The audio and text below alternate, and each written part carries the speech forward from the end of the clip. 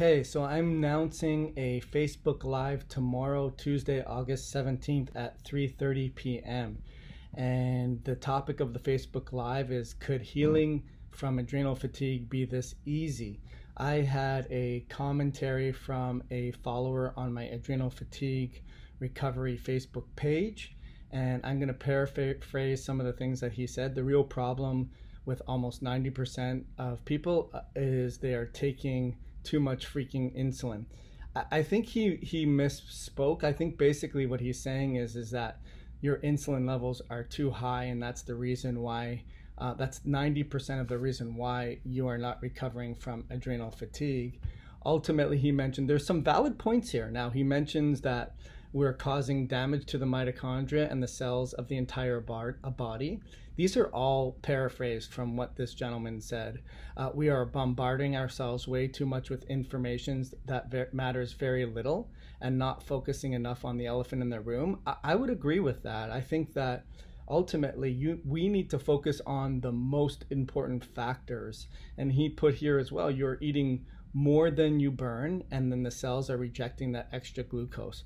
I don't think you can argue with the fact that I think it's now 60% of Americans are obese, and ultimately they're not exercising, they're not moving, and they are creating an excessive amount of energy in their body that needs to be stored, and that creates massive amounts of insulin, and that creates a lot of growth factors, and that depletes and fights and kills your mitochondria. However, my problem is that when I work with clients that are exhausted and burnt out, they have so many more things than that going on.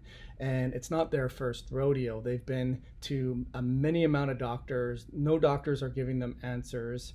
And a lot of the clients that I work with, they are dialed in on their nutrition. And I wrote that back to him, and he told me, no, how do you know what they're eating? Do you have a camera to see them all the time?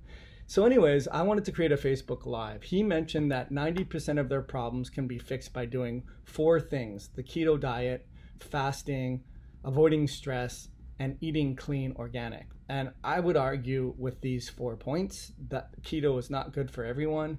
Fasting, I would change to metabolic flexibility. You don't take someone who's exhausted and burnt out and inflamed, even if they did have excess calories. You don't start them fasting from day one. It's a graduated program. Avoid stress. I mean, okay, how do we do that? I would agree with eating clean and organic. So this is where I take stock and I get really upset. He says, I'm charging these people ridiculous amounts of money and selling them these supplements and ordering these genetic tests and Dutch tests. He finds it unethical on my part that something that can be fixed for free or 90% of the time is something that they have to pay for. Please start telling your patients to fast. Don't give them advice unless they fast. Yet you ask them to pay for tests up front and a bunch of fees and sell them a bunch of supplements. So I want to talk to you about this. We're going to do a whole Facebook Live.